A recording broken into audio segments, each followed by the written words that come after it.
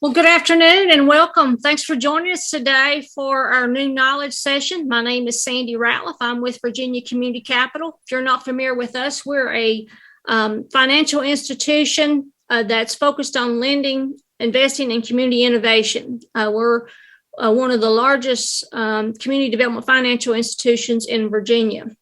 We are happy to partner in this program with the Washington County Chamber of Commerce, the Virginia Highlands Small Business Incubator, and the town of Abington. We've been doing this program since 2014, and it started to support the Washington County Business Challenge, who we just finished up the 9th year. It's hard to believe.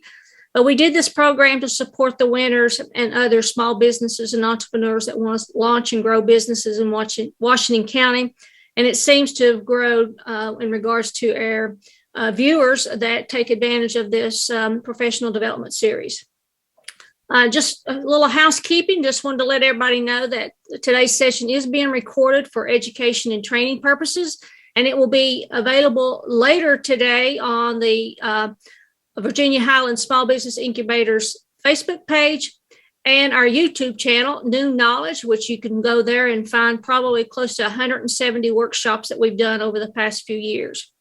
Now, to keep the webinar flowing and to help our presenter, we do have everybody muted. However, I know that our speaker does want to hear from you. And if you have questions, please post those in the Q&A section, and we will address those during the session. We are doing this to help you, and we are fortunate to have a professional like I want to introduce Danny Ruble with Spiegler Blevins. Danny is a CPA there and has also had a number of functions in community organizations.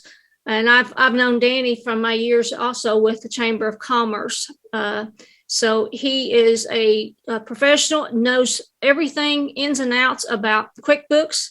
We've been fortunate to have him for the last 3 sessions. If you missed those, just go to our YouTube channel and you can find those. But I'm going to turn it over to Danny, and the floor is all yours now. All right. Hello, everybody. Thank you for joining us today, and thank you to all of our sponsors, Virginia Community Capital, the Virginia Highlands Small Business Incubator, and the Washington County Chamber of Commerce for allowing me to share this time with you. Going to dive into our Craig's Design and Landscaping Services. This is the sample file that we've been working in the last couple of weeks in QuickBooks, QuickBooks Online. And in the previous sessions, we covered invoicing, accounts receivable, vendors, accounts payable, the customers with the accounts receivable, and the initial setup features. Today, I'm going to cover part of it will be a review from prior sessions, and then some other miscellaneous items that we have not covered before. Just as a recap, going to go to the reports section, and under the standard reports, we've got the accounts receivable aging summary, the balance sheet, and the profit and loss statement starred. The other 2 items that I might encourage you to star is your accounts payable aging summary, and a little further down, your reconciliation reports. And these are your primarily your bank reconciliations and or credit card reconciliations if you reconcile the credit cards using the reconciliation feature. Just as a recap, the accounts receivable aging summary gives you a snapshot of what customers you have with outstanding invoices, and how much they owe you, and how long those invoices have been outstanding. As with most QuickBooks reports, you can choose the dates or the date range that you want. You can do it as of today, this week, this month, last month, last year. Those are all pretty common features in the QuickBooks reports. The accounts payable aging summary is similar to the receivables. These are the vendors or the folks that you owe money to. And again, similar to the accounts receivable aging summary, this shows you who you owe and how long those invoices have been outstanding. You can use the date feature on this report as well. On both the accounts receivable and accounts payable aging summaries, you can also click on the amounts, and those amounts will open up whatever the detail is on these reports. The next two reports we haven't really discussed very much, but the first one is the balance sheet, and this gives you a shot of what we in accounting used to be called, and I guess maybe it still is called, statement of financial position. And this just shows you what your assets and liabilities are, as well as your retained earnings. And in QuickBooks, they also show you what your net income for the year to date is at this time. One feature that I like to use whenever I'm looking at a balance sheet and a profit and loss statement or income statement, and we'll take a look at that in a minute, is this second column under show non-zero or active only. I like to see just the non-zero columns or accounts, and that's just a personal preference for me. That way I'm taking a look at the accounts that I think probably need the most attention paid to. And if you have a large chart of accounts, that just gets rid of a lot of accounts that you may not have made inactive yet. Other items that you can do, you can display columns. You can do it by quarters or months or even years, depending on how you want to see your balance sheet presented. Probably the most popular is probably going to be the profit and loss statement or the income statement, and this will show you what your income sources are year to date, as well as your year to date expenses, or again, whatever time period that you're looking at. Maybe you want to just see what happened last month as opposed to what's happened for the year so far. And you can just change that to last month, click the run report item again, and that will update. Again, I like to use these non-zero features. And what I might want to do is one of the quick reports that QuickBooks has added is this year to last month feature. And if we display this column by months and then click our run report again, this will show us in report detail how we're doing on each month. And those months will be displayed for you with each month in its own column.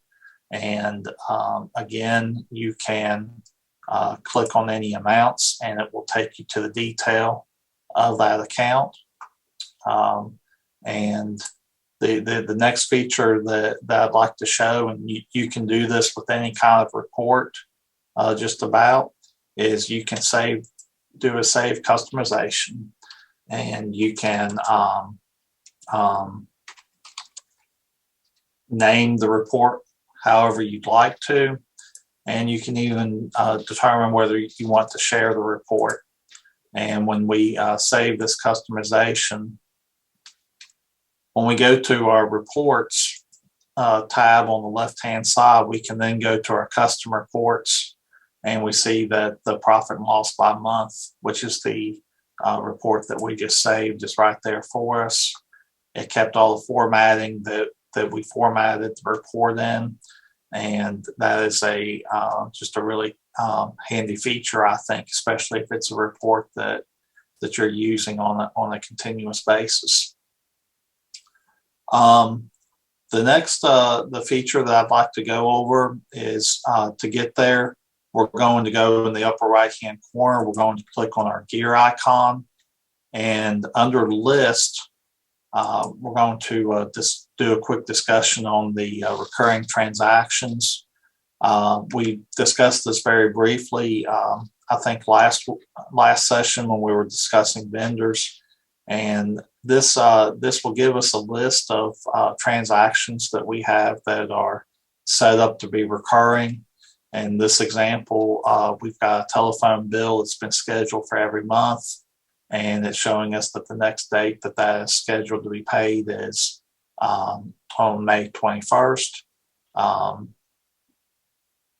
If we click the drop-down arrow next to the edit button, we can choose to use this. And when you choose the select or the use button, you can change the dates and the amounts on this transaction, and then you can save and schedule the payment, or save and close. Those are all options. One feature that we really enjoy in this recurring transactions are for folks that aren't using QuickBooks Online as their primary point of sale system. You may have another accounting system or another software that you use to generate invoices in, is to post your daily sales reports in a journal entry format.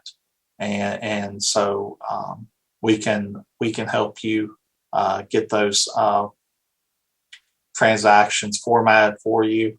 And generally what we do is we save a template in which your daily sales will have a template format with no amounts keyed in, and then you would just simply come to this screen and choose that template and do the drop down and to use that template. It'll bring it up for you, and you can key in your daily sales report or from whatever system that you may be using, whether it's another software or even just a cash register tape. Again, to get to this feature, you go to the gear icon, and under list, it's going to be the recurring transactions. Another feature that is kind of new, it's not really new to QuickBooks necessarily, but more and more clients and customers are using these, are different apps that are available in QuickBooks. These are apps that you may be using, and you can sync these to your QuickBooks file. And some of the more popular apps are Square, Salesforce, and Bill.com. Now, a lot of these apps are free, and some of the apps, while the app may be free, the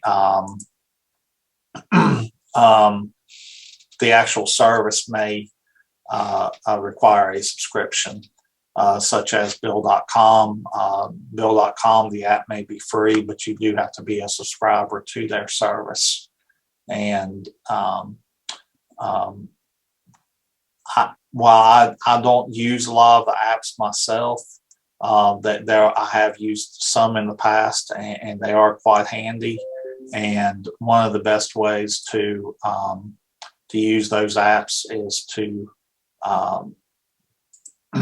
when you click on them, a lot of the apps will take you to a YouTube video to show you how to set up the app to work with your QuickBooks file. Again, like I said, Square, Salesforce, Bill.com are some of the more popular apps. And when I looked at the app earlier today for Square, it gives you a variety of options as to whether you want to pull those transactions in individually, or if you just want one lump sum to post to your books. And so that's a really neat, handy feature. And what I would suggest is if you're going to use any of these apps, that you take the time to watch the YouTube videos that show you how to make these apps run efficiently for you. Apps are they're just like your cell phones and iPads. There's a lot of them out there. Some work really well, some not as good, and so I'm a little hesitant to endorse any of them. However, just like anything else, you need to evaluate the apps and what works best for you. Another feature in QuickBooks is the payroll feature. QuickBooks does offer the ability to run payroll for you. There is a variety of subscription levels within QuickBooks, and the option that I would recommend the most is the option in which it might be considered a full service. I can't remember what QuickBooks calls the service, but it's the feature in which QuickBooks does direct deposits for you, but more importantly, takes care of paying all of your payroll taxes and filing your payroll tax forms. What I do recommend is if the payroll feature is something that you are interested in, that you contact QuickBooks directly to allow them to help you get set up correctly. Payroll is definitely a feature that you want to get right, and the few folks that we've assisted in the past, I think QuickBooks has done a pretty good job in helping them get the payroll set up. Again, I would use the feature that has QuickBooks making the payments and filing your payroll tax returns for you. That's one less thing for you to have to remember to do. And making payments or trying to do those manually, QuickBooks can be a little tricky sometimes. The other item that I would, in discussing payroll, would be to encourage you to make sure that you evaluate the folks that you're using, and make sure that you classify those folks correctly as either contractors or employees. You don't want to get into any kind of trouble with the Department of Labor folks, and not classifying folks that are working for you is a surefire way to cause yourself a much bigger headache. While we're discussing independent contractors, I'll just remind you that under vendors, when you're setting up a new vendor, whether they're a contractor or just a vendor, is to request a 1099 from that vendor so that you can key in their Social Security number and choose the option to track payments for 1099s if that person is going to need a 1099. That will save you a lot of headaches at the end of the year and in January of the following year when it's time to file those 1099s. What I would say is just a general accounting best practice is to request a W-9 before you ever cut the first check. Vendors generally want to be paid. They want to be paid timely. And one of the best ways to get the W-9 from them is to simply not pay them until you've got that information, and then you don't have to worry about trying to track that information down at the end of the year. The next feature that I'll show you in QuickBooks is the magnifying glass in the upper right-hand corner. This is a search feature, and you can search for a variety of items. It will store your most recent transactions here. As an accountant, The feature that I use the most is I like to search for amounts, and I can key an amount in, and it will tell me if that amount is has been used in the file, and if so, I'm not doing a very good job of finding an amount right now that's been used, but you can here we go. So these are transactions that have been greater than $1,500, and within these transactions, it will give you a list. In this case, anything after June 1st, 2020, and it will allow you to click on the transaction and take you to. It'll generally pull that transaction up for you. So that's the search feature up in the upper right-hand corner. The next feature that I'd like to go over is the help feature. Within QuickBooks, you can, the help feature is constantly evolving. You can use the search function here and key in search terms that or keywords that maybe you're having trouble getting the QuickBooks file to use. Sometimes this is a pretty good help. Sometimes it's a little easier to use Google. I found. The other option is under the assistant top side. You can contact QuickBooks, and one of the best features that I think QuickBooks has is sometimes the chat feature is very quick to use, but sometimes probably the easiest thing to do is to request a callback. My experience has been that generally QuickBooks has been pretty good about responding to calls and making a callback to you within the time frame that they indicate that it may be, whether it's 15 to 20 minutes or maybe sometimes it could be up to an hour or two. But again, they are generally pretty good at responding when they say that they're going to respond to you. Just as a refresher, on the dashboard, probably the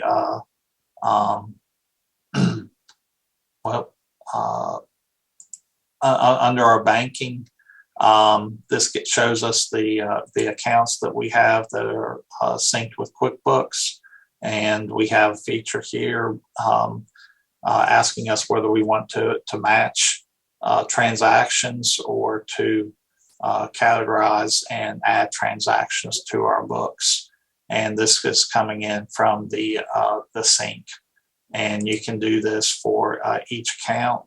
And what you would want to do is just click on the account, and that will bring up the transactions that are have been pulled in by QuickBooks. The sync feature is very handy. Just as a word of caution, be sure to not to duplicate your transactions, whether those are deposits or checks.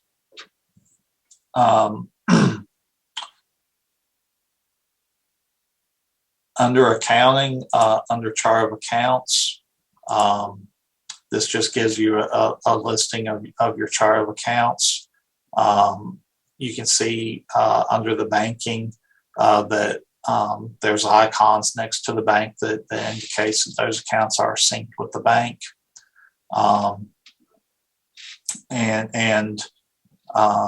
We can see that we're using 44 of 250 accounts in this subscription. One feature that you may want to consider adding to your chart of accounts, if we go to our gear icon for our settings and go into our accounts and settings, under the advanced tab for our chart of accounts would be to click the pencil icon to edit, and that would be to enable account numbers. If you're not using account numbers already, I would highly encourage you to use those.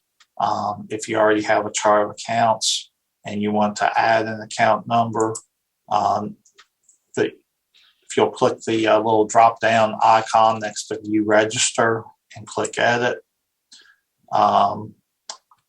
it will pop up and it will allow you to put an account number in there, and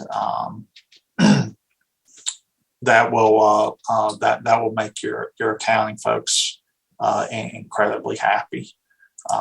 Again, if we go to the gear icon, accounts and settings, under the advanced tab, we'll check the chart of accounts. We'll even say to show the numbers for us. We'll save that, click done, and you can see that the account number that we've assigned to the inventory here is 1200. And again, account numbers is something that's really handy, and your accounting folks will certainly be really pleased with you if you'll use that feature. Going back under the icon, the gear icon, this is where the majority of the setup is available for you. Under QuickBooks Labs, this is kind of features that QuickBooks are trying out that may or may not have been released yet. And it's places that they try out new features before they're released.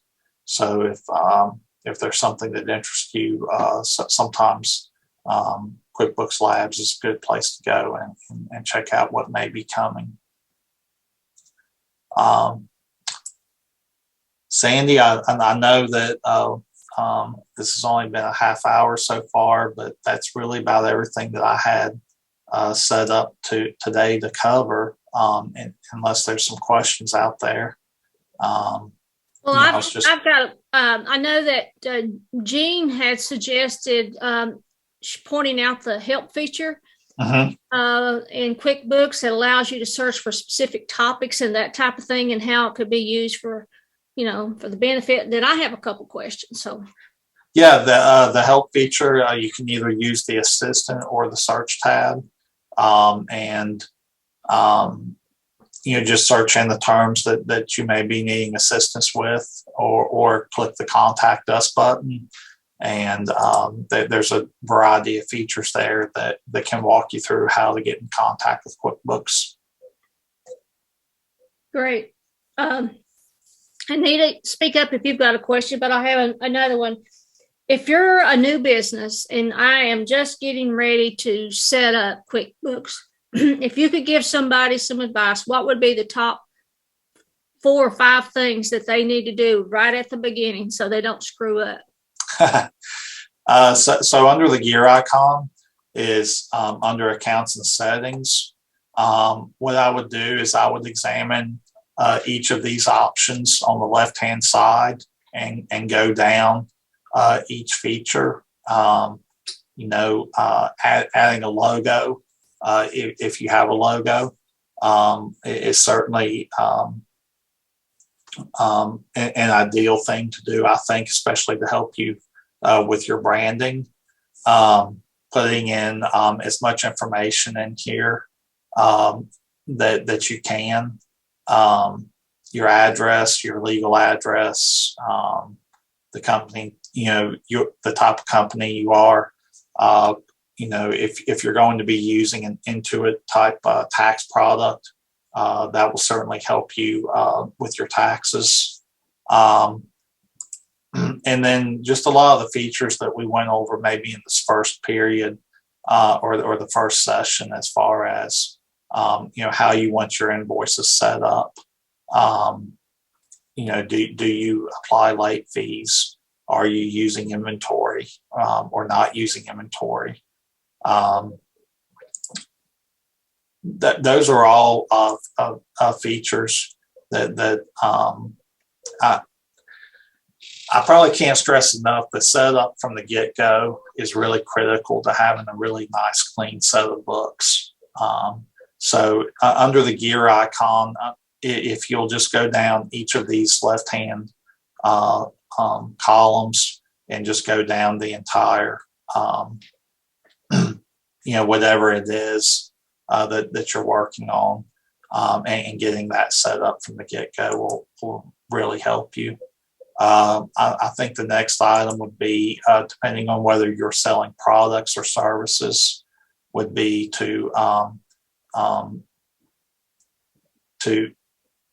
set up your products and services that you're going to be using on a recurring basis, and whether or not you have any default,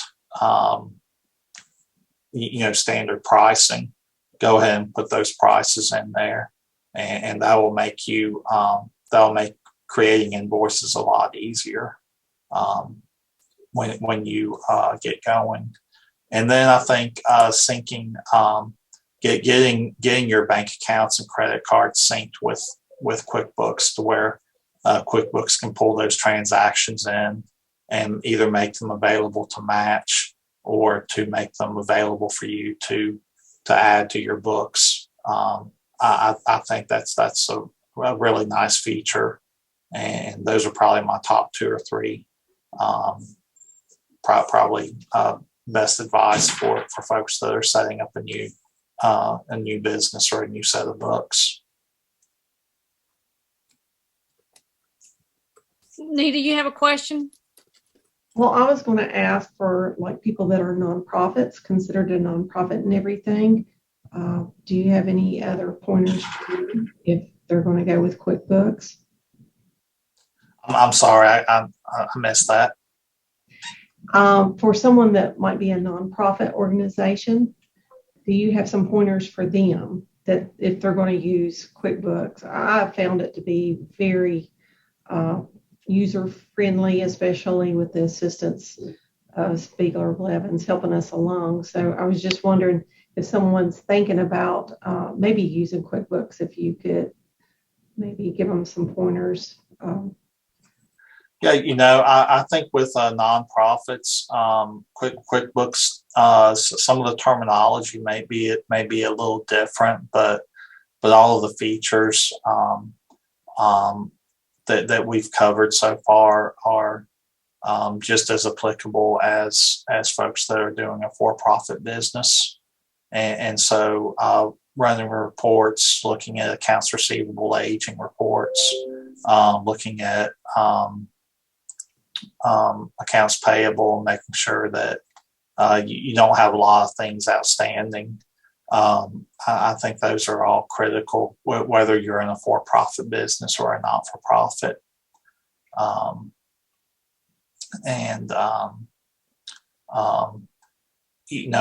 think QuickBooks, for the most part, I think they use the same language for profits and non-for-profits. But I think in general, looking at your balance sheet, reviewing your profit and loss statements, those are all critical to monitoring your business. Hey, Danny, we have a question for Gene Gallagher. When you have an outstanding invoice, let's say for $50 to a customer, and are getting ready to create a new invoice for another $50 to that same customer, can you go over how to make sure the customer knows they owe $100 and not just $50? Sure. Give me just a second while I try to see if I can see that really quick under.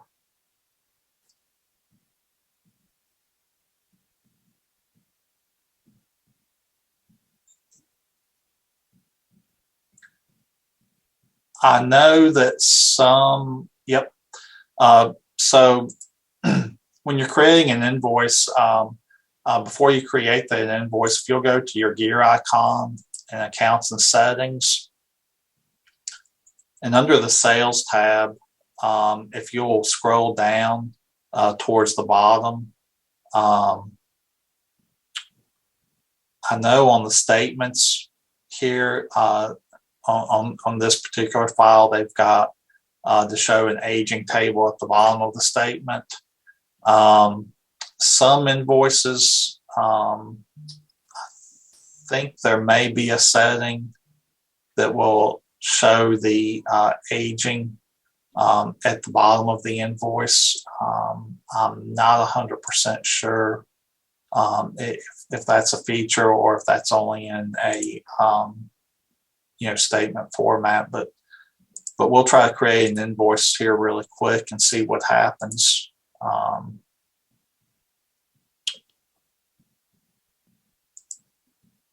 Just add and see if we can preview this.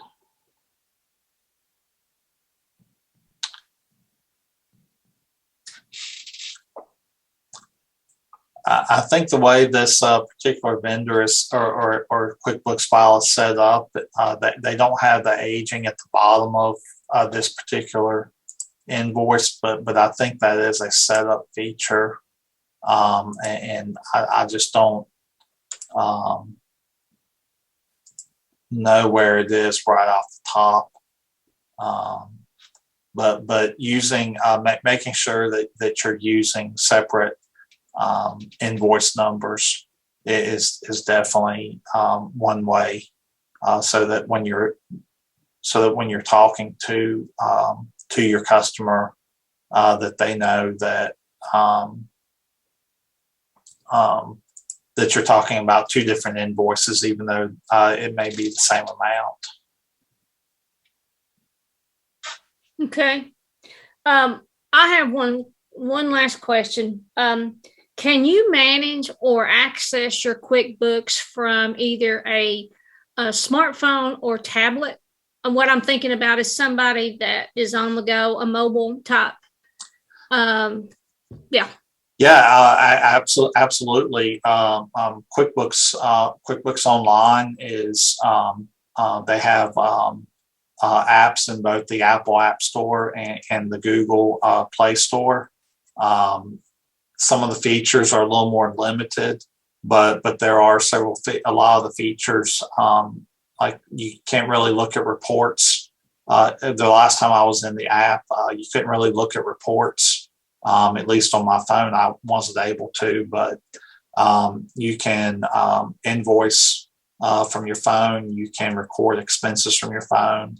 I think one of the really cool features in using the app, particularly with phones, is if you're at a restaurant and you pay for you pay for your meal at the restaurant, before you leave the table, you can snap a picture of the receipt and attach it to that transaction.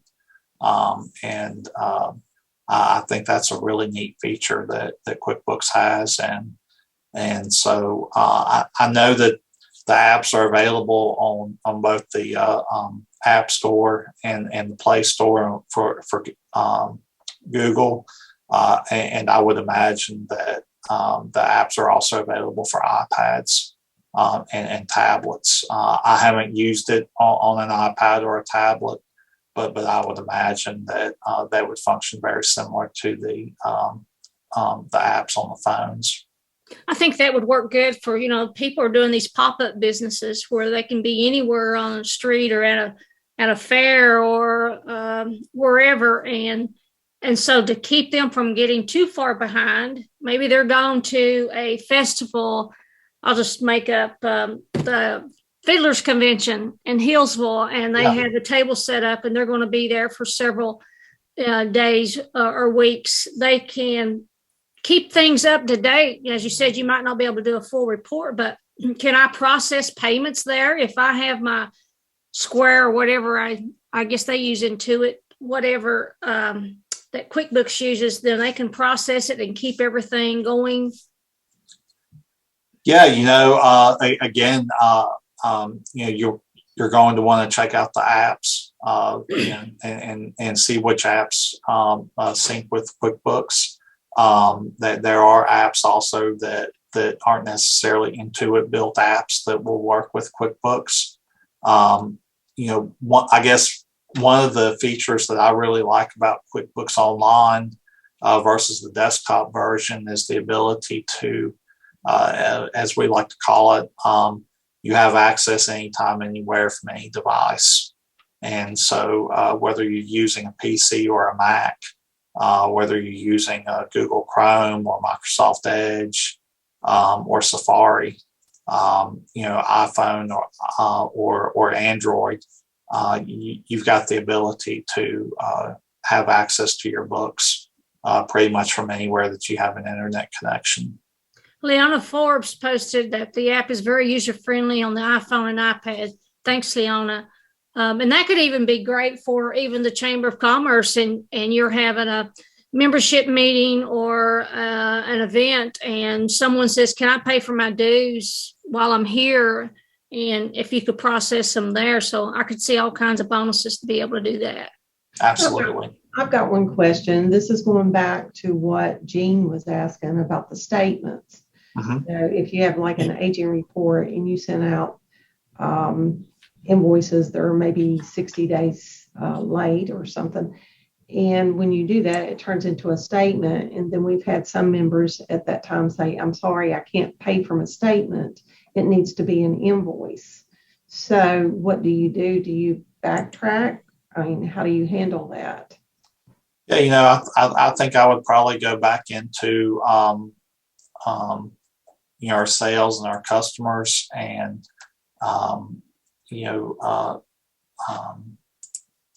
pull up the invoice and resend it to them. Send a reminder, or just print the invoice back to a PDF and resend it. In an email, probably be the best way to handle that. Okay, thank you. Well, I don't see any other questions, and I am fresh out. Danny, I can't thank you enough for the last 4 sessions, for leading them. I know you just don't sit down. There takes some planning to do this. So I thank you for sharing your expertise with our folks.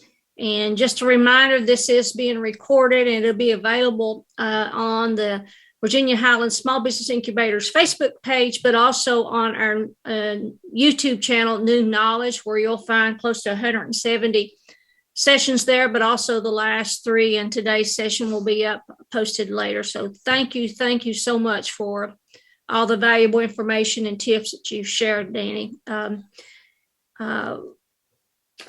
I just want to remind folks that, we've got one more session left in this series of New Knowledge sessions. And our next session will be held on June the 15th, and is going to be focused on developing a marketing plan, which is key for all of us. Is how we're going to, it's not build it and they will come, is how we're going to market and promote our business to continue growing and finding new customer touch points. So Kim Davis with the Southwest Virginia Cultural Heritage Center, some people think of it still as Heartwood, will be leading that session. Kim has a lot of experience in marketing, especially with events, but in other aspects of marketing. So I hope you can join us on June the 15th. And as we always say, if you like today's session, and once I send out the link, please share that with others who could find value in the content. That's why we're doing it. We're here to help and support our small business within our communities and everyone that touches this. Before I close, I just wanted to ask my partner, Nita Farmer with the Washington County Chamber of Commerce, if there's anything you would like to say. Well, just want to say thank you for being a part of our New Knowledge series. Thank you, Danny. You're always great to work with. We appreciate you so much.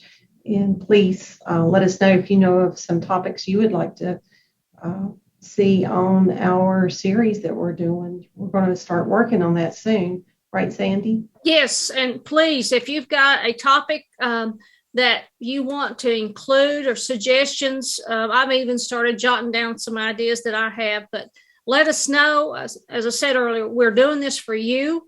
And Leona, I heard that. So social media is definitely on there. So we'll make sure we get that. But join us again. And thanks Danny, for being a blessing to all of us today, and hope to see you in a couple weeks. Everybody, take care. One was the row enterprise. Yeah, well,